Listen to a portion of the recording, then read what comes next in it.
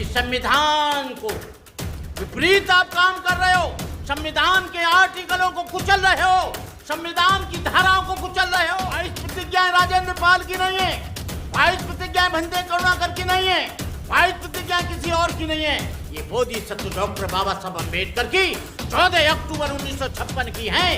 आप लोग बाबा साहब पर मुकदमा चलाओ। मिटा दो जमाने से कुनबा परस्ती, मिटा दो लुटेरों की शोषण की हस्ती, मिटा दो ये जातीयता वाली बस्ती, मिटा दो गरीबों की।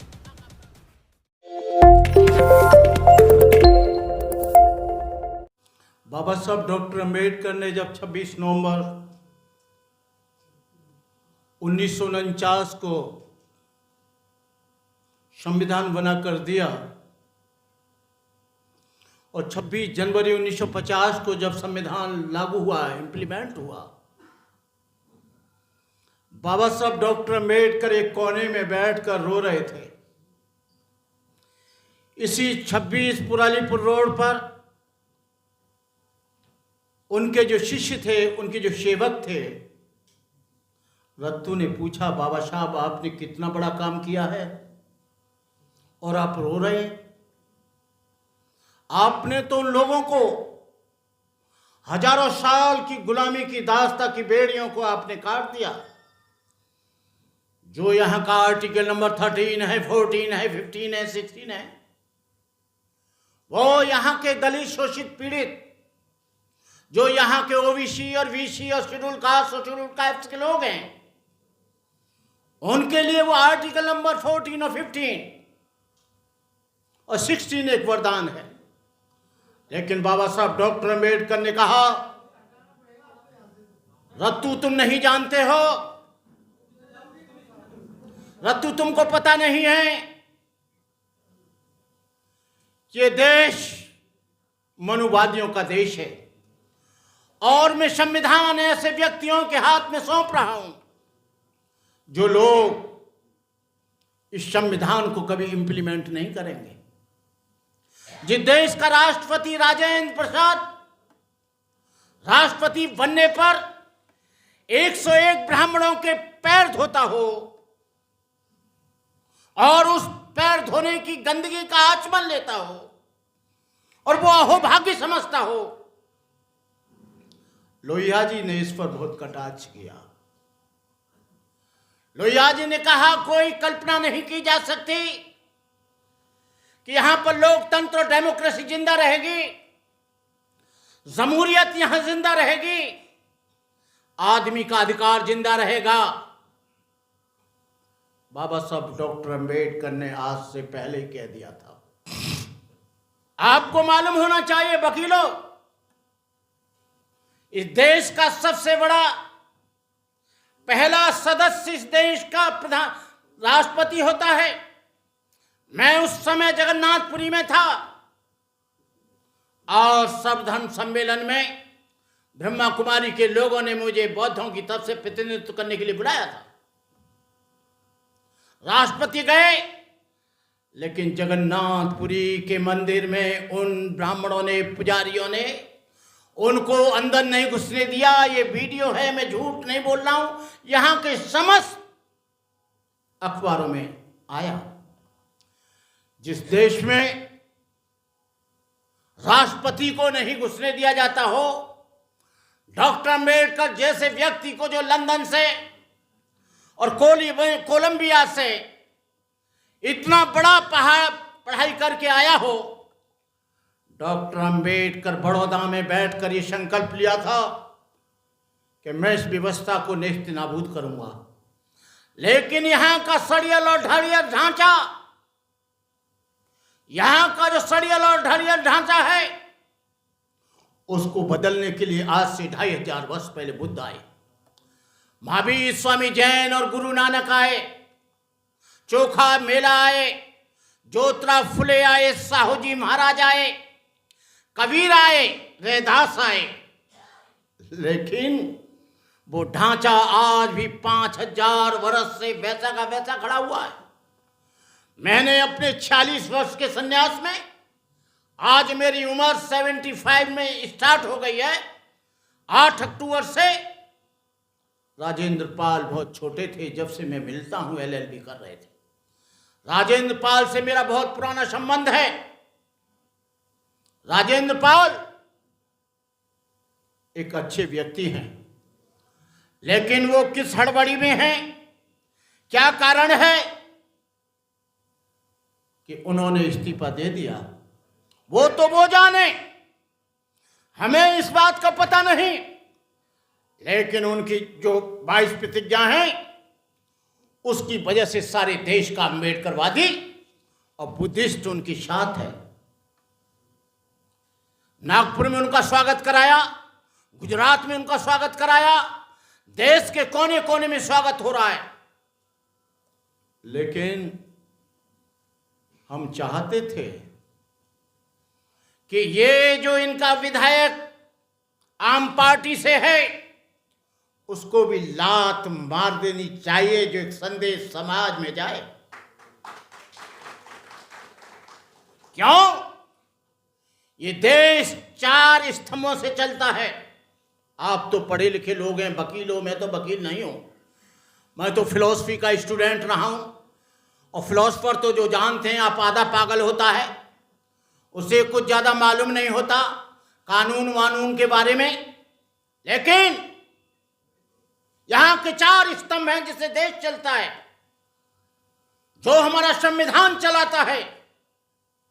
न्यायपालिका, कार्यपालिका, विधायिका और मीडिया। चारों स्तंभों पर आप जिनसे लड़ाई लड़ रहे हो उनका कब्जा है। न्यायालय में चले जाओ, वो बैठे हैं। कार्यपालिका में, एडमिनिस्ट्रेशन में चले जाओ, वो बैठे हैं। विधायिका में चले जाओ, आप उन्हें चुनकर भेज देते हैं, वो बैठे हैं। और मीडिया पर तो आज जो हमारा सोशल मीडिया, जो हमारे गरीब लोग हैं, वो हमारी आवाज को लोगों तक पहुंचाने का काम कर रहे हैं।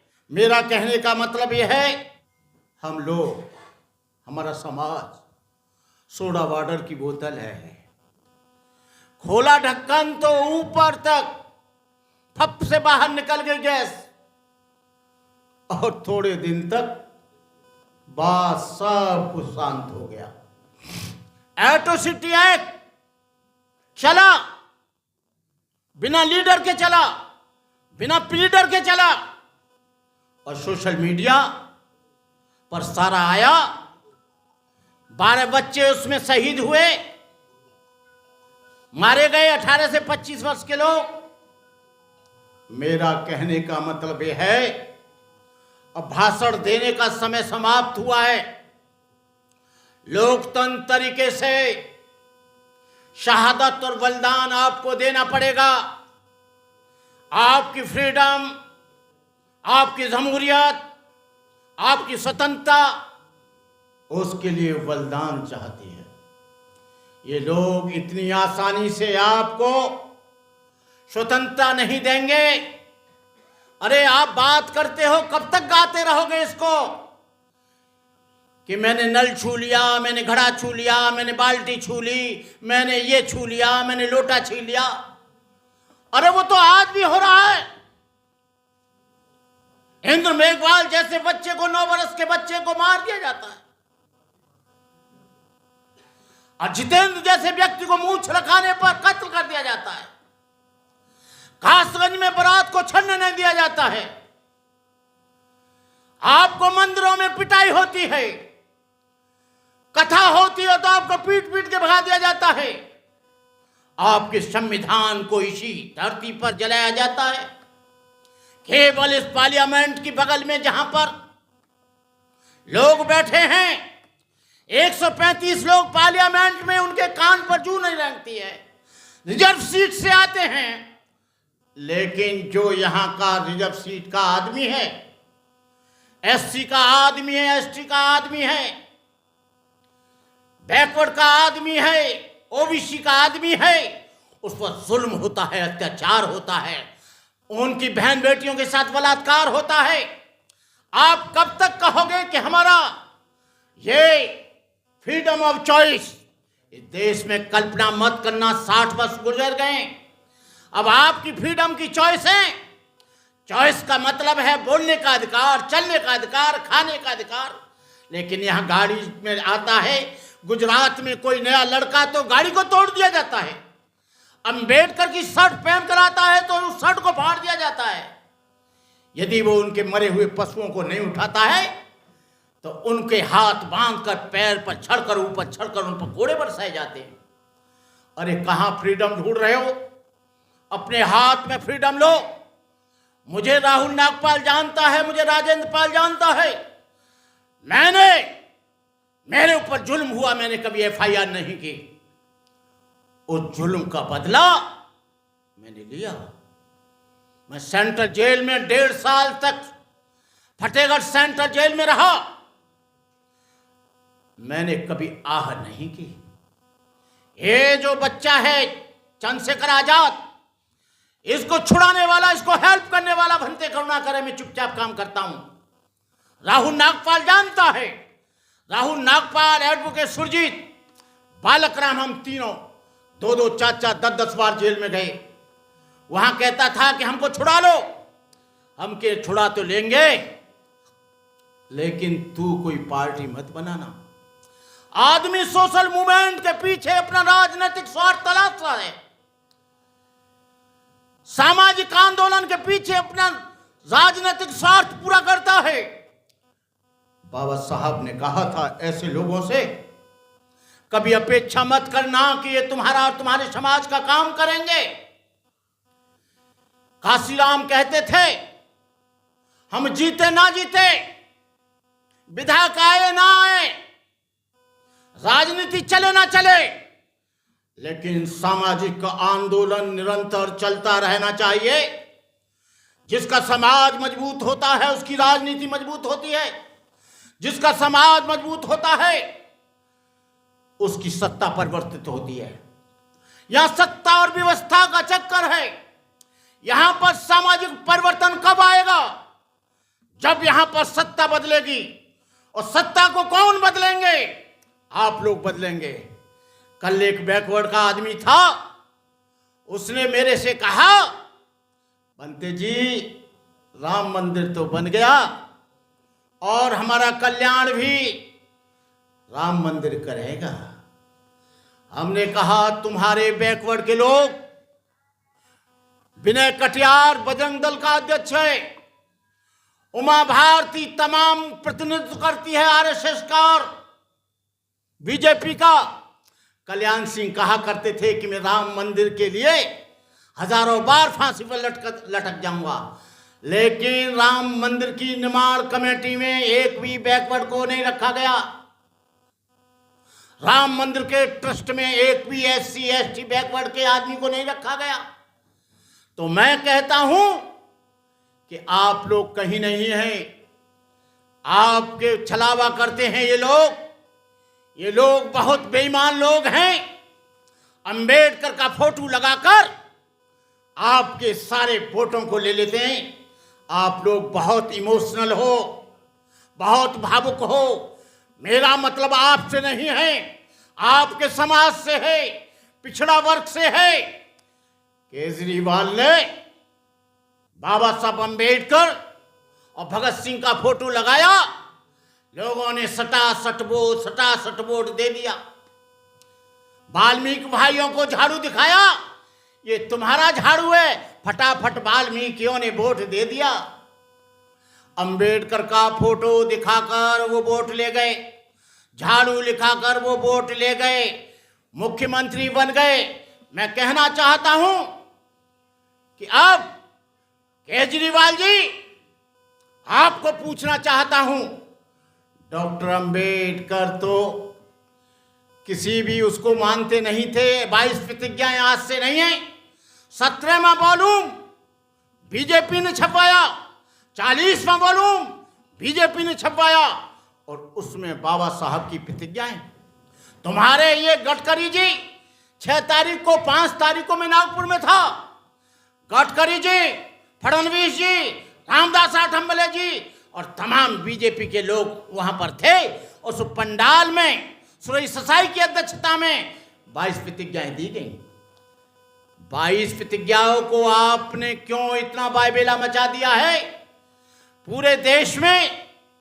क्या मुसलमान तुम्हारे राम को नहीं मानेगा तो क्या उसको निकाल दोगे? ईसाई नहीं मानेगा तुम्हारे राम और कृष्ण को तो क्या निकाल दोगे?